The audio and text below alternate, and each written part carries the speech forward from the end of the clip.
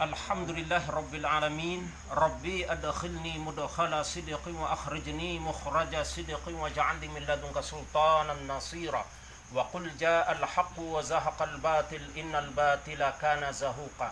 Ashhadu an la ilaha illallah wahdahu la syarika lahu wa ashhadu anna Muhammadan abduhu wa rasuluh. Allahumma fassalli wa sallim wa barik ala hadzal nabiyil karim Sayyidina wa maulana Muhammad wa ala alihi wa ashabihi wa man tabi'ahum bi ihsanin ila yaumiddin, amma ba'du. Yang sama kita muliakan pemuka masyarakat, kemudian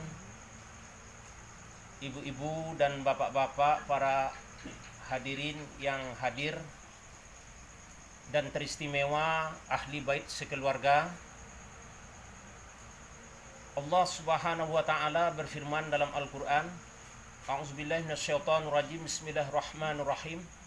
Wala nabluwannakum bisyai'in minal khauf wal ju' wa naqsin minal amwali wal anfusi was samarat wa bassiris sabirin allazina idza asabathum musibah qalu inna lillahi wa inna ilaihi raji'un ulaika alaihim salawatun mir rabbihim wa rahmah wa ulaika humul muhtadun. Shadaqallahul azim.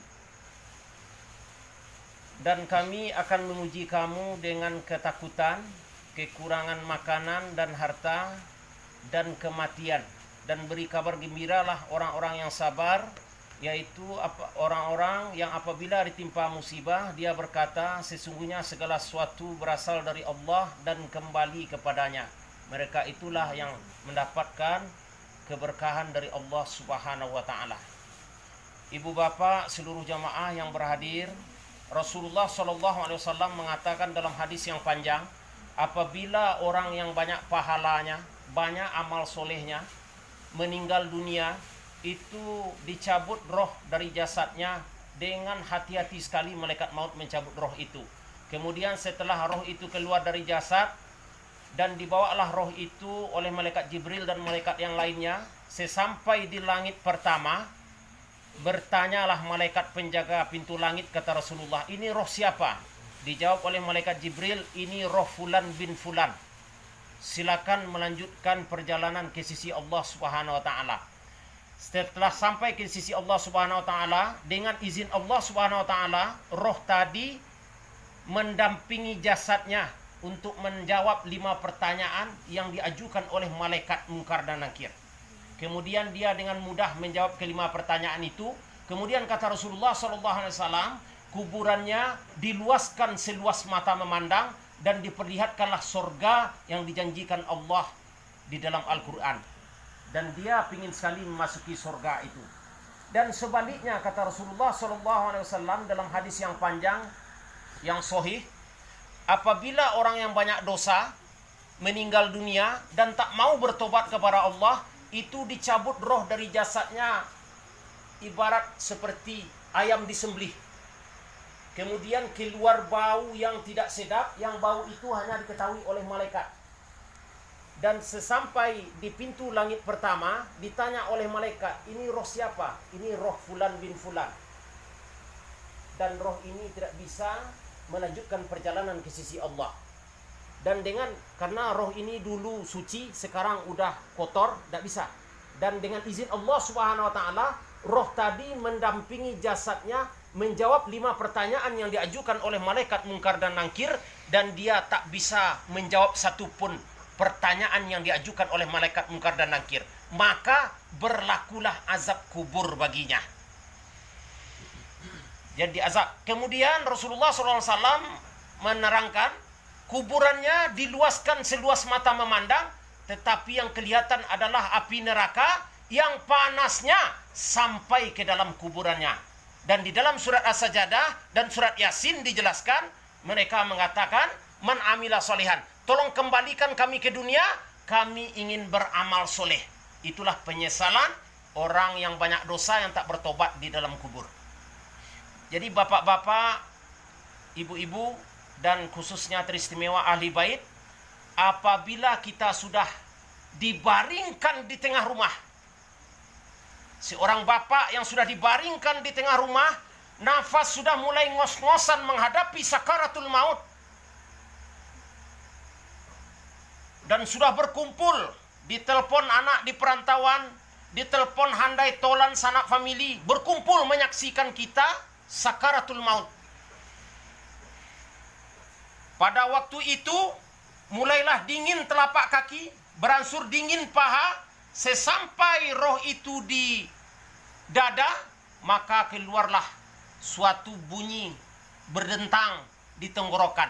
Di waktu roh itu keluar, roh itu menatap jasadnya, dan roh itu berteriak, "Wahai hartaku, hartaku, hartaku, apa yang kau berikan kepada aku? Aku sudah tiada di dunia ini, pergi untuk selamanya, dan takkan kembali lagi ke dunia ini untuk selamanya."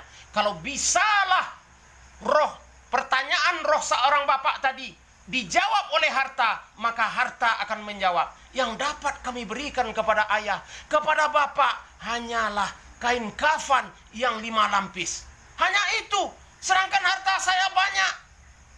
Kok cuman kain kafan?" Karena harta yang ayah tinggalkan itu untuk ahli waris. Kemudian roh sang bapak berkata kepada anak dan istrinya, "Wahai anak dan istriku, apa yang kau berikan kepada aku? Aku sudah tiada di dunia ini, pergi untuk selamanya, wahai anak dan istriku."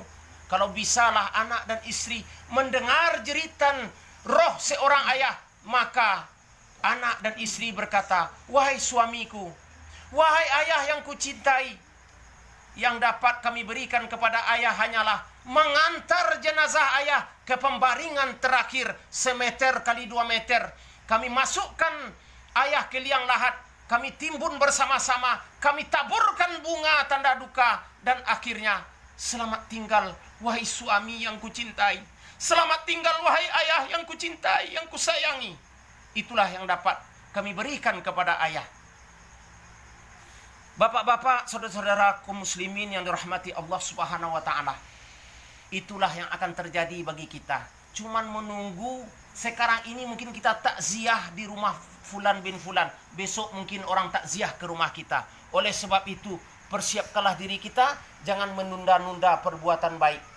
Apalagi seorang ayah. Kita tahu seorang ayah, keluhan seorang ayah, jeritan seorang ayah. Apa jeritan seorang ayah?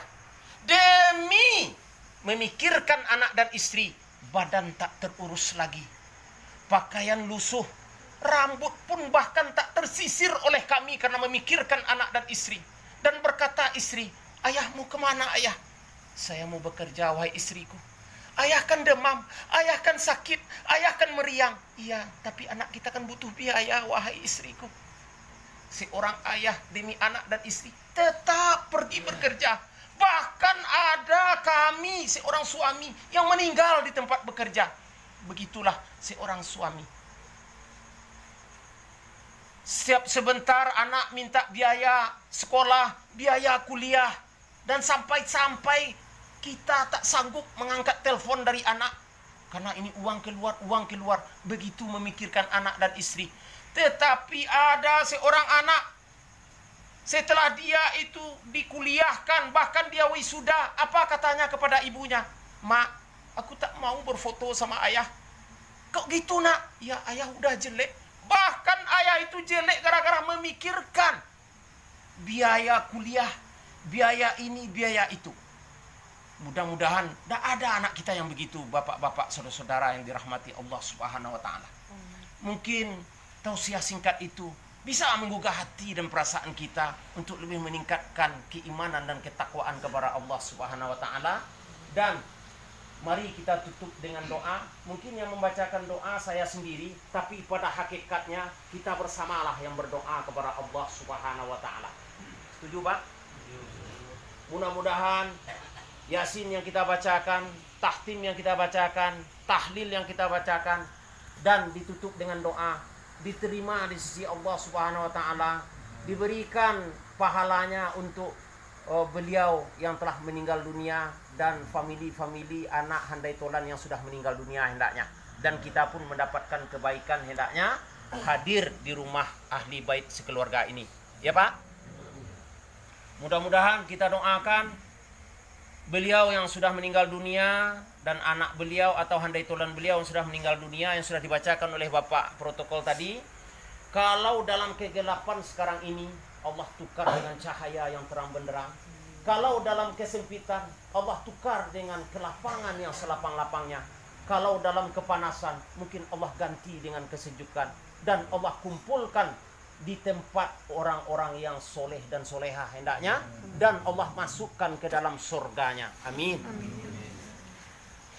Ila hadratin Nabi Mustafa Muhammadur Rasulullah sallallahu alaihi wasallam.